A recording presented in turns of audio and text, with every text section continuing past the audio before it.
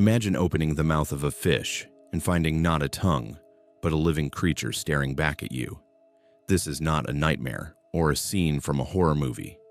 It's the reality of one of nature's strangest parasites, Cymothoa exigua, the tongue-eating louse.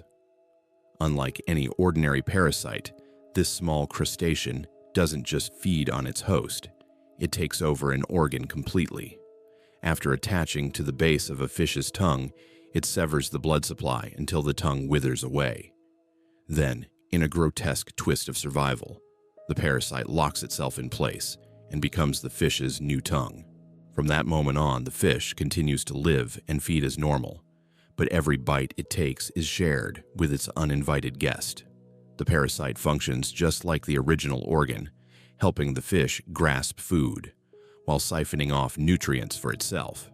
It is the only known case in the natural world where a parasite doesn't just hijack behavior or drain energy, but physically replaces a body part.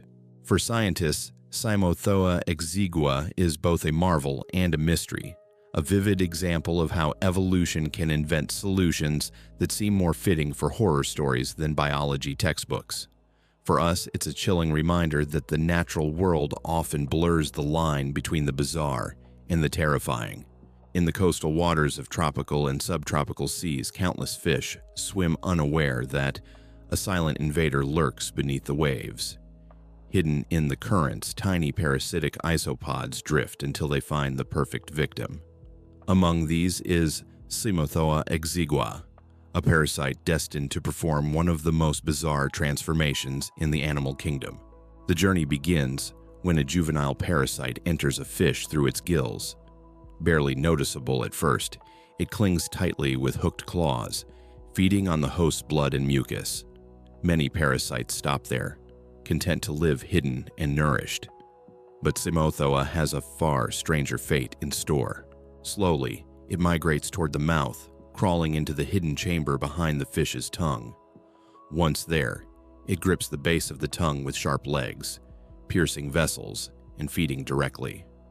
The blood flow weakens, the tissue shrinks, and eventually the tongue withers away. In place of the vanished organ, the parasite secures itself permanently. It doesn't just kill the tongue, it becomes it.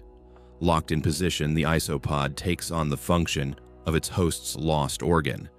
The fish, now tongueless, finds itself relying on a foreign body to survive. And remarkably, it works. The parasite, now a grotesque imitation of the original tongue, moves with the fish's jaw, helping it grasp and swallow food. For the fish, life continues. For the parasite, every meal is shared, a symbiosis born of horror and necessity. To an outside observer, the fish looks normal. It swims, feeds, and even interacts with others of its kind as though nothing has changed. But open its mouth, and the illusion shatters. Where a muscular tongue once sat, a pale, segmented creature now writhes slightly, its beady eyes fixed in the darkness of the oral cavity. The parasite does not simply lie dormant. It actively participates in the life of its host, moving in rhythm with the fish's jaw. Each time the fish catches prey or scoops up food particles, the false tongue shifts and presses, performing the mechanical work the original tongue once did. It is a parasite that has crossed the line into functional anatomy. Scientists believe this extraordinary strategy evolved as a way to ensure long-term survival. By taking over the tongue instead of destroying the fish outright, Cymothoa exigua guarantees a continuous food supply. The host lives on, unaware or unable to resist, while the parasite feeds at leisure. For the fish, this grotesque replacement comes at a cost. Some lose weight more easily, struggling with efficiency, while others show signs of stress or reduced growth. Yet many survive for years, carrying the imposter inside their mouths as if it were a natural part of them.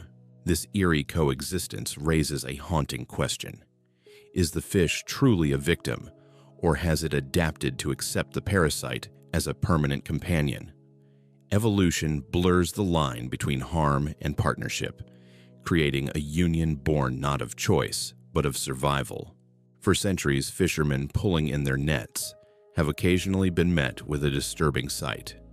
As they gutted their catch, some fish opened their mouths to reveal not a tongue, but a living creature staring back. Accounts describe horror and fascination, eyes blinking, legs twitching, as if the fish carried a second face inside its own. In coastal villages, stories spread of devilfish and mouth monsters. Some believed these creatures were curses from the sea, punishments for overfishing or disrespecting the ocean. Others viewed them as curiosities, preserved in jars or shown to children as tokens of the ocean's strangeness. Modern science eventually demystified the phenomenon, identifying the culprit as Cymothoa exigua. Researchers studied preserved specimens, noting the uncanny anatomical fit between parasite and host. The isopod's body shape seemed perfectly molded to function as a tongue, a living prosthetic sculpted by evolution. Photographs of these fish began circulating in media and online, sparking reactions of disbelief and revulsion. Viewers compared them to scenes from horror films, unable to accept that such a bizarre adaptation was real. Yet, reality often surpasses fiction, and the tongue-eating louse became an internet icon of the grotesque. Still, beyond the shock factor, the parasite has much to teach. Each discovery adds to the growing realization that parasitism is not always a simple tale of destruction. Sometimes it reshapes the very identity of its host, merging two lives into a disturbing hybrid. From an evolutionary standpoint, Cymothoa's strategy is extraordinary. Most parasites drain their hosts until weakness or death. But for Cymothoa, a dead host means failure.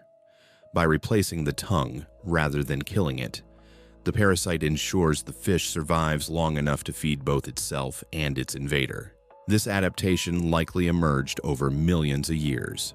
Early isopods may have targeted the soft tissues of fish mouths, feeding on blood.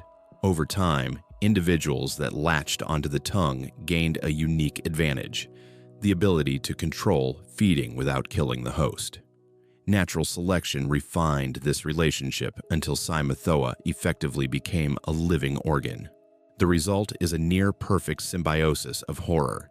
The fish loses its tongue, yet continues to live almost normally. The parasite, in turn, gains a permanent home, a food supply, and a role so specialized it has no equivalent elsewhere in the animal kingdom. For biologists, Cymothoa is a case study in how evolution often produces good enough solutions rather than elegant ones. A tongue made of flesh and blood is replaced by one made of chitin and legs. Function is preserved, even if form is unsettling. The strangeness also raises broader questions about identity. When a fish eats with a parasite's body, where does the fish end and the invader begin? Is the parasite an organ, or an intruder pretending to be one? Such questions blur the boundary between host and parasite, showing how interconnected life truly is. In the ecosystem, Cymothoa plays a subtle but significant role. By parasitizing fish, it indirectly shapes populations of prey and predators. Fish weakened by the parasite may be easier targets for hunters, redistributing energy throughout the food web. For humans, encounters with Cymothoa are usually accidental. Fishermen sometimes catch a snapper or grunt, only to find the grotesque sight of a crustacean sitting where the tongue should be. While harmless to humans, the image alone provokes unease, blending curiosity with revulsion. This unsettling appearance has given Cymothoa a place in folklore and media. To many, it embodies nature's darker creativity, proof that real life can be stranger than the wildest horror fiction. Photographs of tongue-replaced fish circulate online as viral curiosities, sparking fascination and disgust in equal measure. Scientists, however, see Cymothoa not as a monster, but as an opportunity. Studying its life cycle, anatomy, and biochemical adaptations provides insight into parasitism as a whole, Understanding how it survives without killing its host could even inspire ideas in medicine and biotechnology. The story of Cymothoa reminds us that survival strategies in nature are not bound by our sense of normal. They are bound only by effectiveness. If a parasite can live as a tongue, then evolution will allow it. In the end, Cymothoa is more than a parasite. It is a reminder of evolution's limitless imagination. Where we see horror, nature sees possibility. Where we see deformity, nature sees survival. This tiny crustacean, living as a fish's tongue, is a living paradox, both destroyer and sustainer. Its existence challenges us to rethink the boundaries of life. How many other creatures hide bizarre adaptations, unseen in the depths of oceans or the corners of rainforests? How many survival stories remain untold, waiting to be uncovered? For the fish, Cymothoa is a daily burden. For us, it is a story, strange, eerie, and unforgettable. And it is proof that nature's experiments are often more shocking than anything humans could invent. If you found this story fascinating, don't let it end here. Like this video, share it with others who love the bizarre instincts of animals, and subscribe to the channel. Together, we'll keep exploring the strangest corners of the natural world, one unbelievable creature at a time.